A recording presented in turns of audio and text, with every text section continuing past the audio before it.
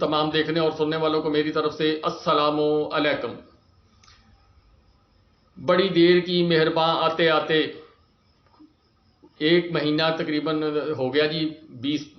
تقریباً یہ مہینے کے قریب ہو جائے، 20-22 دن ہو گئے جی عمران خان صاحب کا کیس جو چلتا آ رہا ہے۔ آج امید تھی جی کہ عمران خان صاحب کو ریلیف ملے گا، پر نہ مل سکا جی۔ اس کے اندر آج تو ماشاءاللہ امجد پرویز صاحب بھی حاضر ہوئے، دوائی بھی اپنی ساتھ لے کر آئے، وقفہ بھی کروایا، بحث بھی کی، حکومت کو جناب اس میں پارٹنر بنانے کی درخواست بھی کی، انڈیا کی عدالتوں کی مثال راجیو گاندھی کی، اپنا اندرا گاندھی کے پوتے کی وہ مثالیں بھی دیں، کس طرح اس کو نااہل کیا گیا، کس طرح اس کو دیا گیا، لیکن یہ نہ بتایا کہ وہاں کی سپریم کورٹ نے اس کی نااہلیت بھی ختم کی اور کس طریقے سے اس کا جو کیس ہے اس کو اڑایا، وہ نہیں بتایا۔ اس کو یہ بتایا جی کہ اس بات پر اس کو نااہل کیا گیا تھا، وہ حکومت جو ہے اس میں وہ بنی تھی، سمجھے جس طرح وہ کہہ رہے تھے کہ وہ حکومت کا بھائی صلاح مشورہ لے لیں، یہ ساری باتیں کی۔ بہرحال کہ جی جسٹس عامر فاروق صاحب کی معزز عدلیہ نے فیصلہ جو لکھنا تھا، یا ابھی رات کو لکھا ہوگا یا دن کو لکھا ہوگا، وہ ان کو پتہ جی، لیکن امید تھی کہ آج فیصلہ جو گزر گیا دن اس میں آ جائے گا، لیکن نہیں آ سکا۔ آج کے دن 11 بجے کا دن جو ہے وہ مختص کیا گیا ہے کہ کسی نہ کسی طریقے سے فیصلہ جو سنا دیا جائے۔ اب کیا فیصلہ سنایا جا سکے گا یا نہیں سنایا جائے گا؟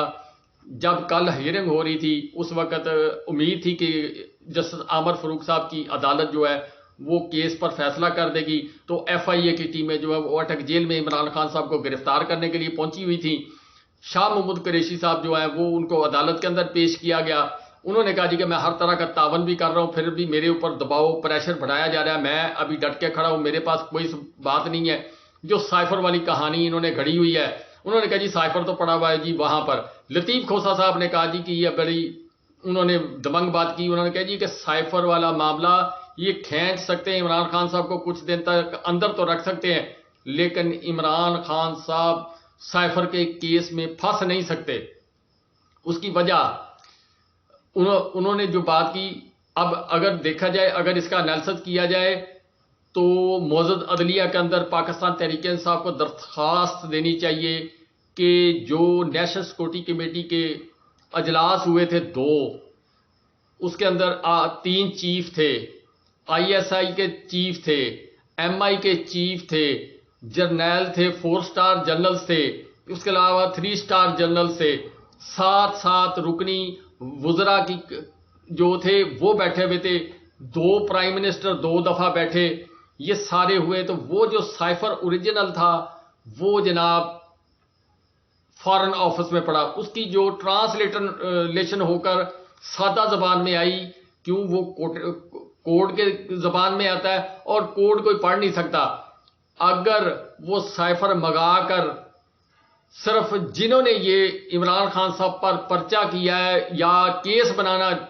مطلب کہ بنانے کی کوشش کر رہے ہیں یا عمران خان صاحب کو رگیدنے کی کوشش کر رہے ہیں، ان کو کہیں کہ جی وہ جو سائفر ہے وہ اس کی جو لینگویج ہے وہ پڑھ کر اس کا ترجمہ کر دیں، چلو پڑھ ہی دیں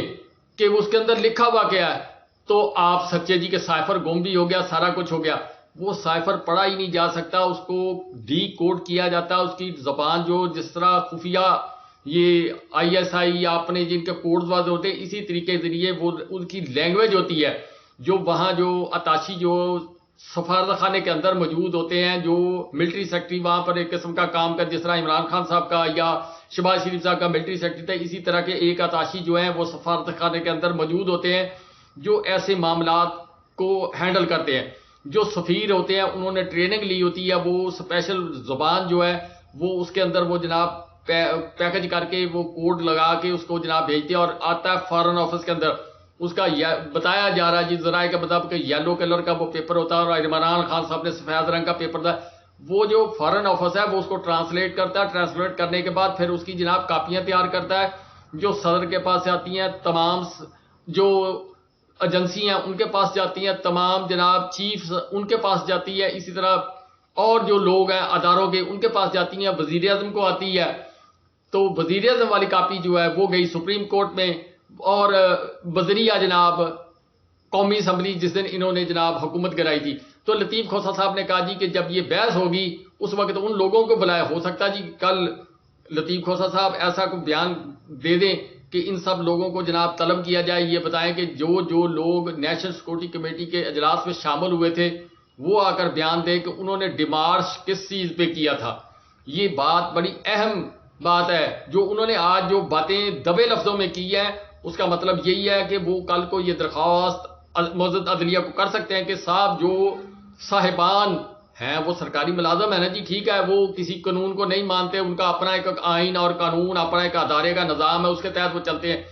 لیکن بیسیکلی اگر معزز عدلیہ چاہے تو وہ بلا سکتی ہے جی، کسی آدمی کی جان کو خطرہ ہو، کسی کے اوپر غلط کیس ہو تو معزز عدلیہ طلب کر سکتی ہے۔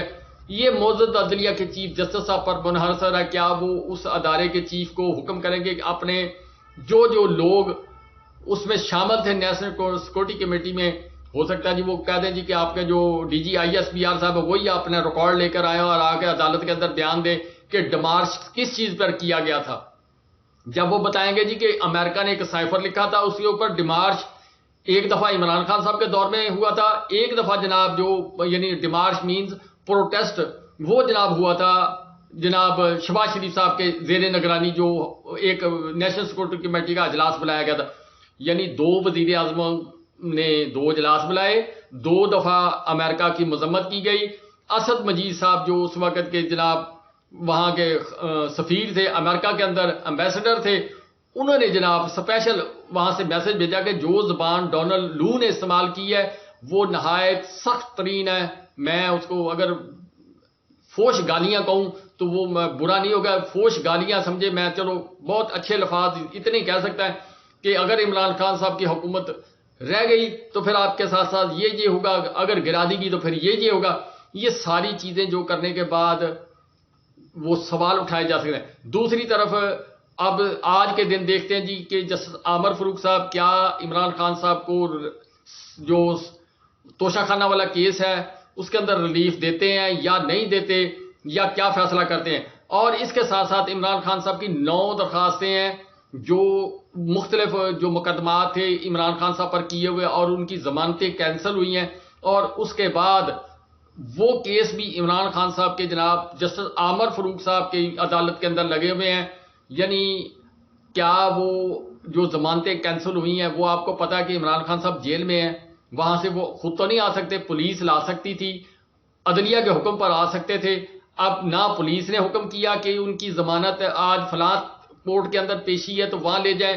اور نہ جناب کسی معزز عدلیہ کا حکم آیا، نہ پولیس لے کر گئی، تو عمران خان صاحب کی ضمانت جیسے آپ نے آئین اور قانون کے مطابق کینسل کر دی۔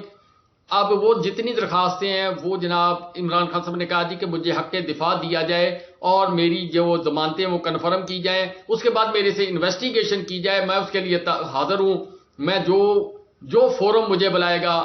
ایف آئی اے بلائے، جے آئی ٹی بلائے، کوئی کورٹ بلائے، اینٹی ٹیررزم کورٹ والے وہ بلائیں، انسداد دہشت گردی کی عدالت والے وہ مجھے بلائیں، میں جانے کے لیے حاضر ہوں، لیکن میری ضمانتیں کنفرم کیجیے۔ اب کیا جو حالات و واقعات نظر آ رہے ہیں، عمران خان صاحب کو ایک طرف سے اگر فرض کریں یہ توشہ خانہ کیس جو ہے اس کے اندر ریلیف دیا جاتا ہے تو کیا وہ ضمانتیں کنفرم کریں گے، یا عمران خان صاحب کی ضمانتیں جس طرح کینسل ہیں ان کو کہہ دیں، جس طرح وہ جب جوڈیشل کمپلیکس پر حملہ ہوا تھا تو اس کی بجائے انویسٹیگیشن کروانے کے وہ جناب جو گرفتاری عمران خان صاحب کی جائز قرار دے دی گئی تھی۔ یہ چیزیں ہیں جی، اب اس کے اوپر کیا لاہ عمل اختیار ہوتا ہے کیا نہیں ہوتا۔ دوسری طرف جو اپنا بار کونسل ہے اس نے جو Pakistan supreme court bar council ہے اس نے جناب پورے ملک کے اندر ہڑتال کا اپنا کال دے دی ہے، اپنا احتجاجی کال دے دی ہے اس کے اندر یہ الیکشن کے متعلق، اور جناب 1 تاریخ کو آل پاکستان وکلا کنونشن رکھا گیا جی، جس کے بعد باقاعدہ طور پر جو وکلا ہے وہ احتجاج کریں گے عدل کے نظام کو بچانے کے لیے۔ یہ بات جب چیف اپنا لطیف کھوسہ صاحب کو لفٹ کے اندر بند کیا گیا تھا اس وقت جناب لطیف کھوسہ صاحب نے اعلان کیا تھا احتجاجی کال کا۔ لفٹ کے اندر کیوں بند کیا گیا تھا یہ بھی میں تھوڑی سی بات واضح کر دوں۔ جب آپ کو یاد ہوگا جی عمران خان صاحب سے ملاقات کرنے گئے تھے نا، اس وقت وہ حالات و واقعات یہ تھے کہ وہاں ایک آدمی بٹھا دیا گیا، پھر تھوڑا سا لطیف کھوسہ صاحب نے کچھ الفاظ کچھ لوگوں کے متعلق کہا تھا کہ جا کر ان کو بتا دیں کہ کھوسہ ادھر بیٹھا ہے، اگر یہ بیٹھے گا تو میں چلا جاتا ہوں، میں جا کے جناب سپریم کورٹ اور ہائی کورٹ کے اندر بتا دیتا ہوں کہ میں ملنے گیا ہوں، تو انہوں نے ایک چوکیدار بٹھایا۔ وہ جو الفاظ ہیں وہ میں نہیں بیان کر سکتا، جو لطیف کھوسہ صاحب نے بیان کیے ہیں، اور وہ ملاقات کر کے اگلے دن عدالت کے اندر آئے ہیں، تو پھر جناب وہ لفٹ کے اندر وہ آدمی جو پھنسے ہیں 45 منٹ تک ان کی زندگی اور موت کا سوال بن گیا تھا۔ یہ ساری چیزیں کس طرف کو پاکستان کو لے کے جانی ہے؟ یعنی جو احتجاج کرے وہ بھی مجرم، جو جناب غبارہ اڑائے وہ بھی مجرم، جو جھنڈا اٹھائے وہ بھی مجرم، جو آواز نکالے وہ بھی مجرم، جو ووٹ ڈالے وہ بھی مجرم، جو دماغی طور پر سوچ رکھے وہ بھی مجرم، جو زبان کھولے وہ بھی مجرم، جو بجلی کے بل پہ زبان کھولے وہ بھی مجرم، جو دال مہنگی پر آواز اٹھائے وہ بھی مجرم۔ پاکستانی جائیں تو جائیں کہاں؟